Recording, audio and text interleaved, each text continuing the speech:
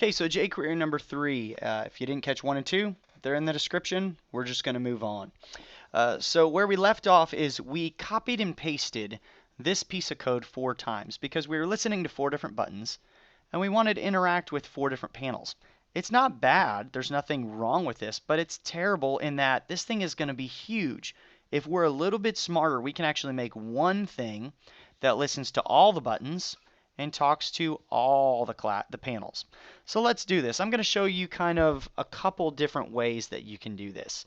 And before we get into that, I need to show you how we can target by attribute. Let me show you real quick what I mean by that. I'm going to add this button. And if you guys know from HTML5, if you go data dash, you can make your own attributes. I can go data dash panel equals panel 1. And so then what I can do is I can actually find with jQuery, I'm going to go over here to my console and just do it real time. I'm going to look for a button that has an attribute of data panel equals panel 1. Oop. There you go, and it found my button. It's that first button. So you can see if I use these brackets, I can enter any attribute. I can actually do this if I want to do ID. I can actually search for ID because ID is an attribute. ID equals btn1. So there you go. Same thing. It found the panel, I found the button that has an ID of btn1. So that's how we search by attribute. So what I'm going to do now is I'm going to actually add data panel, and I'm going to add the panel ID. I'll actually go panel ID. How's that? Makes a little more sense. And then I'm going to put the ID of the panel that it relates to. Panel ID equal panel 1, panel 2, panel 3, panel 4. All right.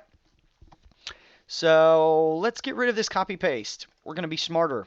A good rule of web development is DRY. Do not repeat yourself. Well, don't repeat yourself. This was not very dry. We need to do what's called dry it up. We need to stop repeating ourselves and write this one piece of code that does all the things that the copy and pasting would have done. So now instead of button 1, let's get rid of these IDs here. And we're going to add classes instead. Panel button.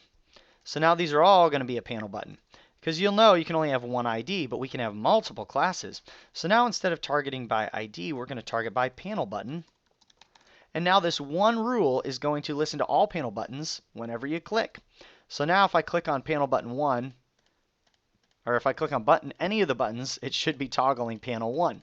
So progress, not where we want to be yet, but we're getting there. So now what we want to do is we want to do something that's called, let's get the ID, panel ID. Panel ID equals, and we don't know which button was clicked because it might have been button 1, it might have been button 2, might have been button 3, might have been button 4. So what we actually want to do is this. No quotes, no double quotes, just this. And so what that means, whenever you do jQuery this, it's going to take whatever the action was on, and we're going to start using that guy. So I can go this dot attr data panel ID. So that's going to look for an attribute of data dash panel ID. It's going to give me what that is. So now panel ID, if I go alert panel ID, what it'll do is it'll get the panel ID, and then it will alert it to me. Here, I'll show you. Panel 1. If I click here, panel 3. So now we know what panel we want to do something with. Great, we're almost there.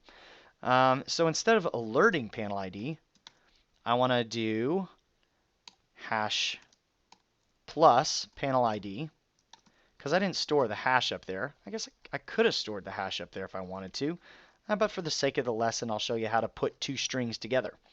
So we're going to put the hash plus panel ID, which doesn't do addition, it just kind of bumps them together.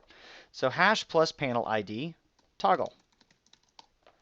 So now we're going to listen to any panel button, and when you click on it, it's going to grab the panel ID out of that button, and it's going to then go find that panel and toggle it. Let's see if it works. Nice. Nice. And we win. We dried it up, we added one more line to our code, and we have a much, much cleaner thing. Another way you can dry stuff up is, say, whenever you click this, you want to show it and you want to, give it some new content.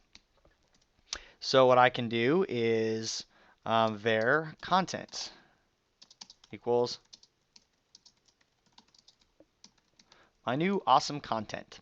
So now I can not only toggle it, but I can make sure that panel ID plus panel body HTML is content. No quotes, no double quotes, which means I'm looking for a variable. If I did quotes like this, it would change it to the actual text of content, which is kind of what it already is. I don't want that. I want it to look for a variable called content that I made up here. I made a variable called content, and I said it's my awesome new content. So now it should, there you go, they're automatically going to get my new awesome content. Great. Another thing you can do is you can do HTML empty quotes to just kind of clean it out. So now when you click on it, nothing at all. So that's kind of a way that we would dry up jQuery and start to reuse things. It's also how you find out more information about who has clicked this thing.